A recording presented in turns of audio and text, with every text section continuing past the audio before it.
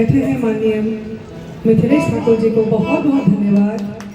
और फिर से गढ़वा के इतिहास में एक नया अध्याय आज जुड़ा कि बाबा खोनरनाथ महोत्सव आज यहाँ मनाया जा रहा है।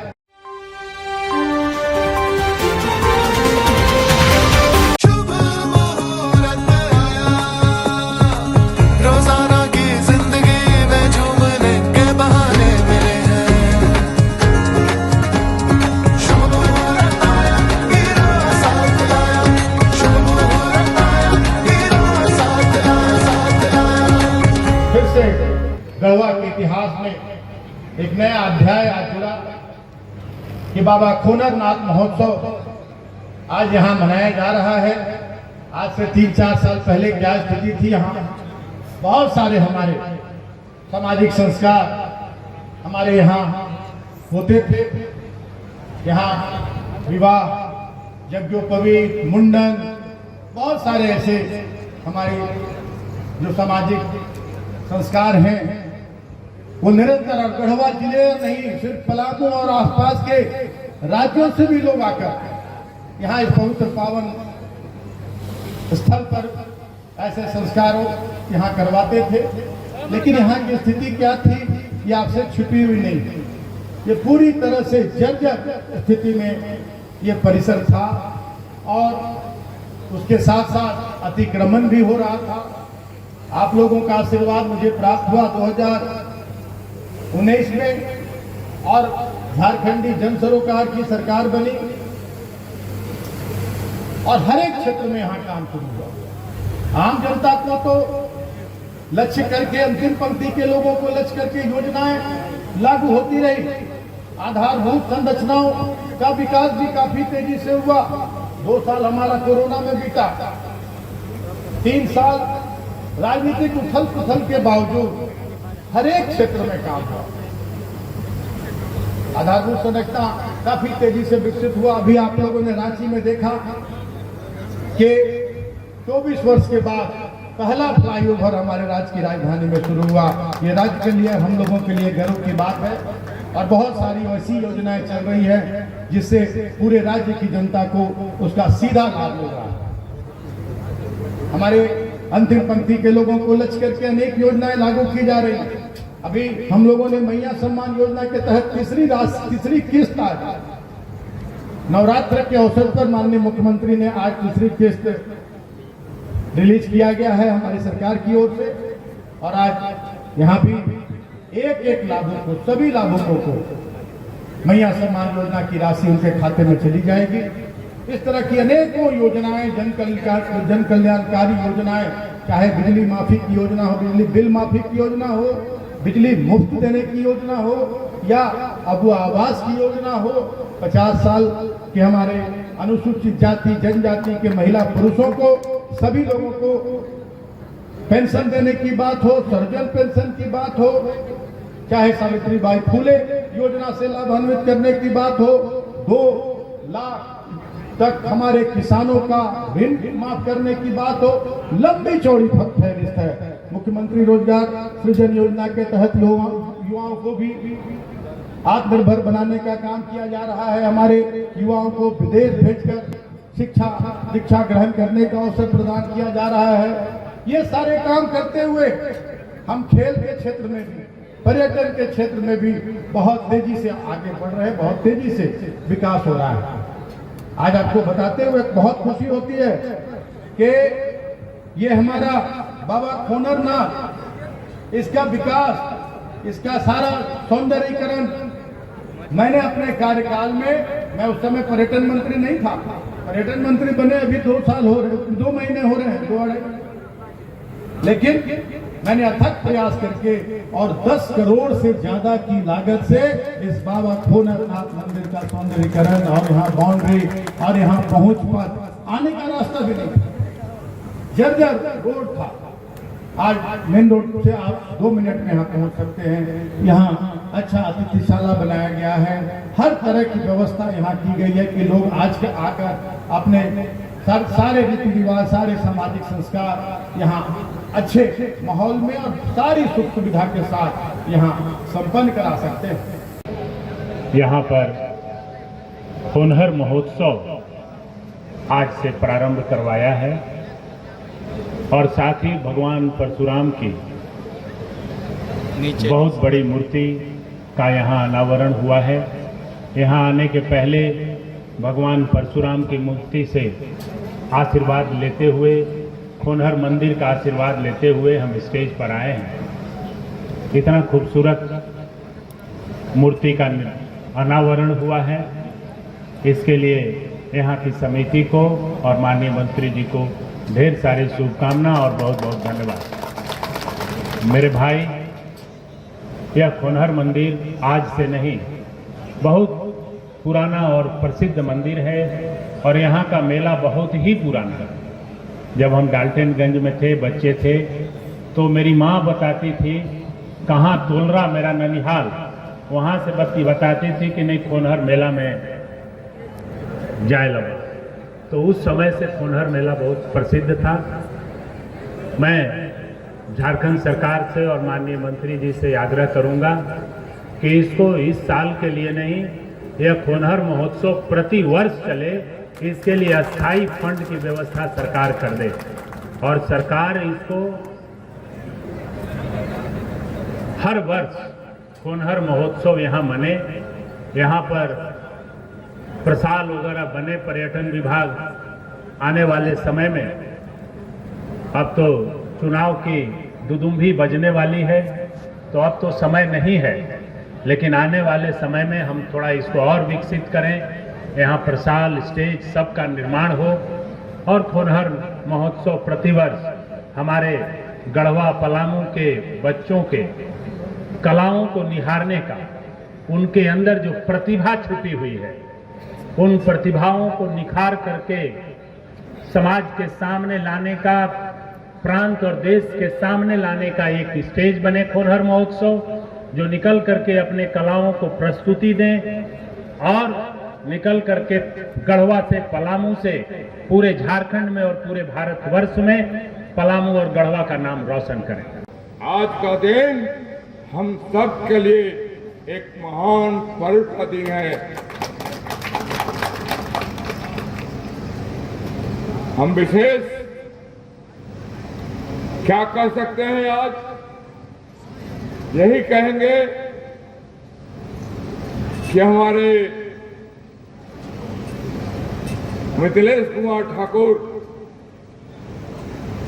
आज एक मंत्री का रूप भी इनका है। जनता इनको बहुत उच्च दृष्टि से देखती रहे और हम लोग जो भी हैं, जैसे हैं, इनके साथ हैं। होनहर नाथ की धरती पे आज भव्य भगवान परशुराम जी की मूर्ति का अनावरण। दो शब्द, क्योंकि पूरा विप्र, पूरा ब्राह्मण समाज आज विभोर है। देखिए, राष्ट्रीय परशुराम युवा वाहिनी कोई बड़ा कृत्य करने के पीछे नहीं रहती है।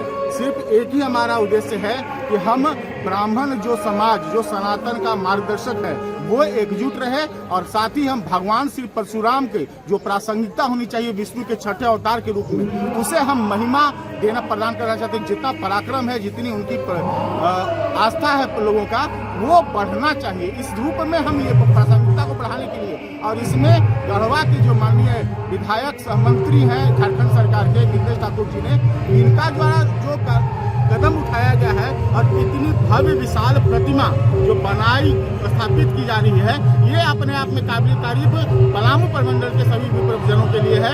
और ये बता रहा है कि इससे अब सनातन धर्म के लोग इस चीज को जानेंगे, समझेंगे, बूझेंगे और उसके बाद ही जो हमारा राष्ट्रीय परशुराम युवा वाहिनी जो सनातन धर्म की ध्वजा बुलंद करने का संकल्प लेकर के चला है, उसकी जो महत्ता है, उसकी जो अहमियत है, वो लोग जानेंगे और तब जाकर के सनातन धर्म में एकजुट होगा। क्योंकि सनातन धर्म के एकजुटता, एकरूपता, एकता और एक सूत्र में बंधने के बाद ही एक विकसित और एक सुसज्जित और समृद्ध समाज का निर्माण हो सकता है।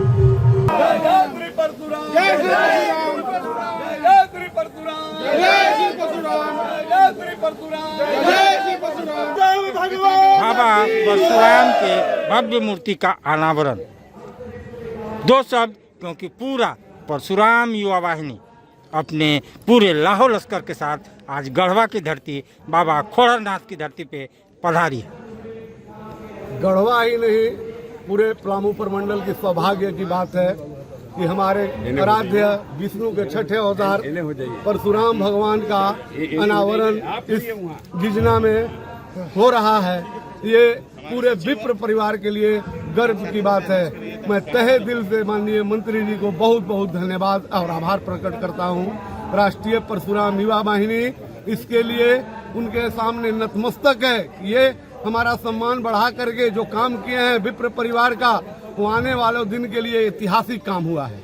जय जय। आज बाबा खनहरनाथ की धरती पे खनहरनाथ नहीं, बाबा खोड़रनाथ की धरती पे परशुराम भगवान परशुराम की भव्य मूर्ति का अनावरण। परशुराम युवा वाहिनी कितना खुश, कितना बहुत खुशी की बात है, अद्भुत है कि इस नवरात्रि के पावन दिनों में बाबा खोड़रनाथ मंदिर के प्रांगण में भगवान परशुराम जी का भव्य और दिव्य प्रतिमा का अनावरण आज यहाँ पर कार्यक्रम आयोजित किया गया है। पूरे राष्ट्रीय परशुराम युवा वाहिनी सनातनियों के लिए, पूरे विप्र परिवार के लिए बहुत गर्व की बात है कि आज इतना बड़ा कार्यक्रम गढ़वा की धरती पर आयोजित की गई है। आज बाबा खोड़रनाथ का महोत्सव भी मनाया जा रहा है। ब्राह्मण समाज के लिए कितना भव्य कार्यक्रम, बहुत गर्व की बात है, क्योंकि पलामू प्रमंडल ब्राह्मणों का गढ़ माना जाता है और भगवान परशुराम जी की प्रतिमा का अनावरण होना गढ़वा की धरती पर पूरे पलामू प्रमंडल के लिए, ब्राह्मणों के लिए गर्व की बात है। और राष्ट्रीय परशुराम युवा वाहिनी पलामू की पूरी टीम आज गढ़वा के इस कार्यक्रम में शामिल होने के लिए आदरणीय प्रदेश अध्यक्ष देवेंद्र तिवारी जी और हम सब के मुख्य संरक्षक आदरणीय गुरु पांडे जी के निर्देशन पर हम लोग यहाँ करीब 40 से 50 फोर व्हीलर हम लोग विप्र परिवार पलामू के अलग अलग गांवों से पधारे हैं। हम सब के लिए गौरवान्वित करने वाला क्षण है। मेरा देख लीजिए, एक एक रोम जो है वो पुलकित हो उठा है इस कार्यक्रम में पहुंचकर। बाबा परशुराम के मूर्ति का भव्य अनावरण। बाबा खोड़रनाथ मंदिर जो बहुत ही ऐतिहासिक, बहुत ही प्रसिद्ध मंदिर है, इस सिर्फ पलामू नहीं, पूरे झारखंड और आसपास के राज्यों में से भी लोग श्रद्धालु भक्तजन यहाँ आते हैं और बहुत सारे सामाजिक संस्कार यहाँ, शादी विवाह, यज्ञोपवीत, मुंडन, बहुत सारे ऐसे संस्कार जो हिंदू रीति रिवाज के हैं वो होते हैं। और ये आज से 3-4 साल पहले, 5 साल पहले पूरी तरह से यहाँ कोई यहाँ की सुध लेने वाला नहीं था। हम जनता ने हमें आशीर्वाद दिया और 2019 में मुझे विधायक बना तो 10 करोड़ से ज़्यादा की लागत से मैंने यहाँ बाबा खोड़रनाथ परिसर का सौंदर्यीकरण करवाया। और आज हम लोगों ने यहाँ बाबा खोड़रनाथ महोत्सव का आयोजन सरकार की ओर से आज यहाँ कराया गया है। और आज और इसमें एक 4 चांद लग गया कि आज भगवान परशुराम की बहुत बड़ी 17 फीट की आदमकद प्रतिमा यहाँ का अनावरण हुआ और यहाँ आज रंगारंग कार्यक्रम भी यहाँ हो रहा है। सांस्कृतिक क्षेत्र के बहुत सारे झारखंड के हमारे कलाकार यहाँ उपस्थित हुए हैं। कल्पना पटवारी जी भी अब जो बहुत राष्ट्रीय स्तर की कलाकार हैं, वो भी यहाँ आई हैं अपनी भजन प्रस्तुत करने के लिए। तो ये हमारे माननीय मुख्यमंत्री का ये संकल्प है, ये सोच है कि हम अपने राज्य का चहुमुखी विकास करेंगे। जब हम बिजली, पानी, सड़क, शिक्षा, अस्पताल, उस पर तो काम हो ही रहे हैं। कला संस्कृति, खेल के क्षेत्र में और अन्य क्षेत्रों में भी सभी तरह से हम अपने राज्य को विकसित करेंगे। अपने राज्य के कलाकारों को हम प्रोत्साहित करेंगे, खिलाड़ियों को प्रोत्साहित करेंगे और उसी निमित्त ऐसे आयोजन निरंतर हो रहे हैं पूरे राज्य में। और आज खोड़रनाथ में यह कार्यक्रम हुआ। बंसीधर नगर को भी हम लोगों ने, बंसीधर महोत्सव को भी हम लोगों ने राजकीय महोत्सव हम लोगों ने घोषित किया है हमारे माननीय मुख्यमंत्री हमारे इस सरकार के कार्यकाल में। तो ये हमारी उपलब्धि है और हम निरंतर राज्य की जनता का आशीर्वाद मिलता रहे और निरंतर हम झारखंड को बुलंदियों पर पहुंचाने में कोई कसर नहीं छोड़ेंगे। जब से मिथिलेश ठाकुर पर्यटन मंत्री बने हैं तब से काम बोल रहा है। देखिए, काम पहले भी हो रहे थे, ऐसी बात नहीं है। काम पहले भी बहुत हुए पर्यटन के क्षेत्र में, कला संस्कृति के क्षेत्र में। लेकिन अभी मैं तेजी से गढ़वा पलामू में तो निश्चित रूप से मैंने बहुत सारे ऐसे स्थलों को D श्रेणी से B में करवाया। और बहुत सारे जो पर्यटन सूची में शामिल नहीं थे, बहुत सारे हमारे बहुत बड़े बड़े वैसे पर्यटन स्थल, धार्मिक स्थल, उनको भी मैंने पर्यटन सूची में सूचीबद्ध करवाने का काम किया है और उससे तेजी से उनके विकास में सहयोग मिलेगा। क्या ये राजकीय महोत्सव बनेगा? देखिए, राजकीय महोत्सव का अभी प्रावधान है कि जिले में एक ही राजकीय महोत्सव हो सकता है, तो अब इस पर हम लोगों को इस पर कुछ बदलाव लाना होगा, तभी यहाँ राजकीय हो, लेकिन खोनर महोत्सव हम लोग निश्चित रूप से। झारखंड संदेश न्यूज के सभी दर्शकों को हैप्पी दशहरा एवं हैप्पी नवरात्र।